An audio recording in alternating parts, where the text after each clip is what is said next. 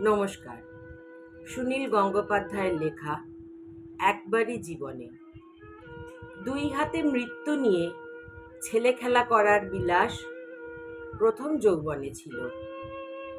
ভাবতাম নদীর আকাশে লঘু মাছরাঙা পাখির মতো মৃত্যুর দুধারে ঘেঁষে ছুটোছুটি জীবনকে রূপরস দেয়।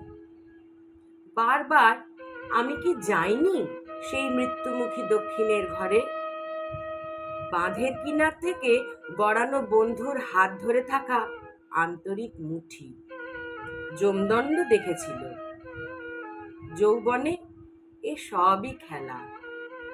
যখন মানুষ মরে, একবারই জীবনে মরে।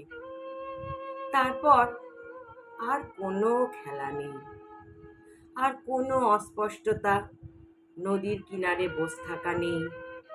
হঠাৎ বিমান থেকে বাচাল মেশিন গান ফুঁড়ে যায় দেহ। এখন যা শকুন ও কুকুরের ভগ্য, আর কোনো খেলা নেই। নমস্কার।